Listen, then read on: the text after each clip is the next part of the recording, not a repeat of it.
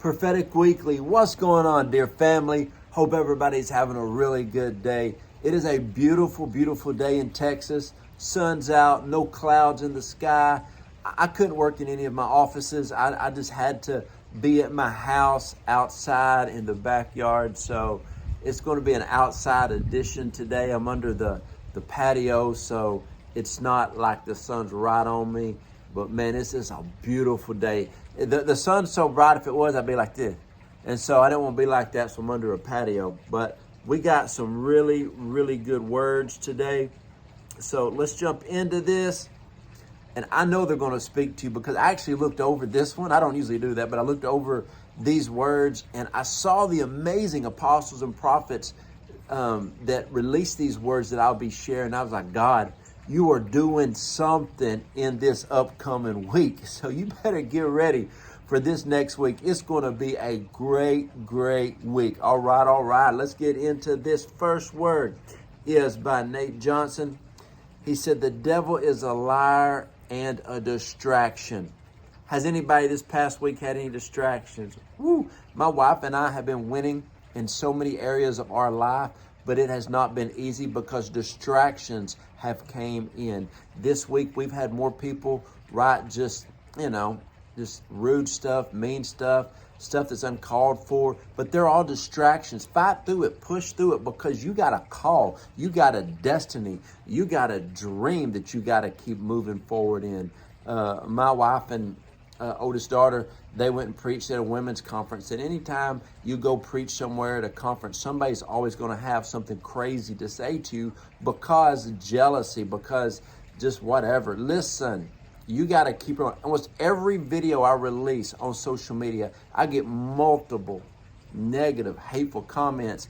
It's all right. At least I know the haters and the critics are out there reading it. Maybe I can transform their life, by the power of God when they read this stuff. So it's all good. Distractions, don't let them bother you. Let's go on with this word Nate had. It said that there's storms coming from the enemy. Don't worry about them. His assignments against us look intimidating, but really they're like a smoke screen. They're hot air. There's nothing to them. He says his words are like an arrow sent to try to take us out. But God is your shield and God has the final say. He said, I had a vision this morning of a church standing at the threshold where the arrows were flying heavily at them, and the Lord, said, who are you? What have I given you? What have I spoken over you? Stand in those words. Stand against the attacks of the enemy and do your calling. My gosh, that right there is a powerful, powerful word. When I read one of these words, if whoever I said the word is by, if it ministers to you, write their name, because a lot of the apostles and prophets that I share, man, they read this and they message me and say, Joe, I'm so encouraged to see that you share the message that God gave me and it goes out and it touches other people's lives, okay? That's a powerful word. Next word is by Lana Vawser. Really, really good word. And she said, this is what, in a time that she had with the Lord, boy, I tell you what, that sun is out so bright, I can hardly see my screen. She said that she had a time with the Lord, and the Lord said, there is a turning. Do not go in reverse. Don't look at the natural, and don't think about going backwards. You're not going backwards. She said that the Lord just kept saying that there is a turning. You are not going backwards. Don't allow the pressure to push you back. What you've been experiencing, it wants to make you retreat. You are not retreating. You are going forward. Get ready for the week you will move forward in the Lord. First two words. Woo! The first. There's a turning. You ain't going backwards. You hear me? All right. Next word is by Demontae Edmonds. He said, God will tell you how to have an open window from heaven in your life. When I read that word, the day before, I was telling my wife, I'm like, my love, it's like God has given us an open window, an open door from heaven. the favor has hit us in certain areas. It's like the heavens have opened up. And then the word that I'm reading, he's saying that when you follow God, you're going to tap into that. You're going to have that in your life. Somebody needs to claim that. Then he talks about in Malachi 3, you know, what the Lord is talking about. He said, you know, God chastens the children of Israel for not prioritizing the things of God in their hearts and lives. He specifically rebuked them for not tithing. One of the things that my wife and I have always done is done tithes and offerings. We are big givers. Now, I don't mean big amounts. I mean percentage of what we have, because we're just givers.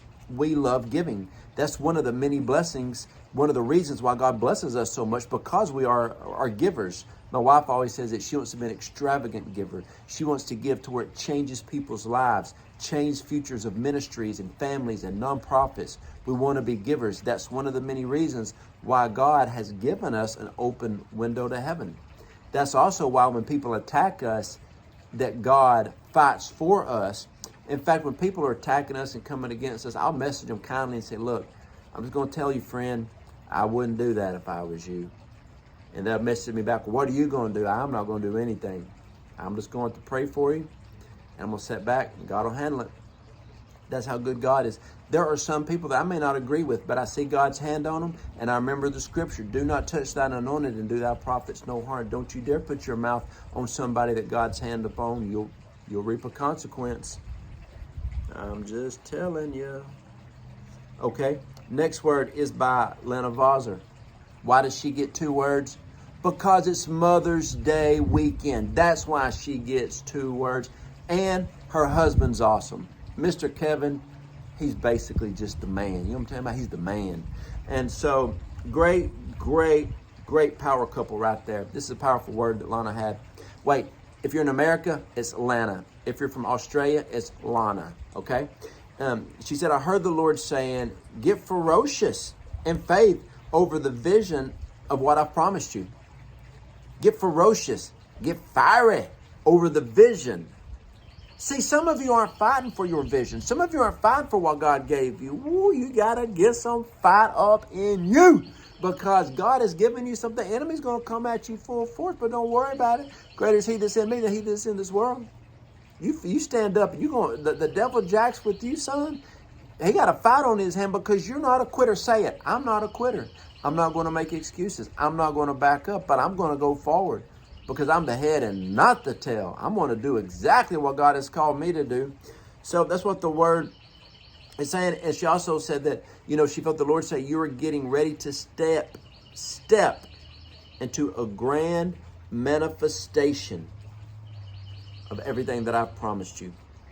I don't know about you, but I done received that word twice.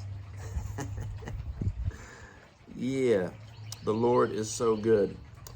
The next word is by my covenant brother, the Apostle LeStrange.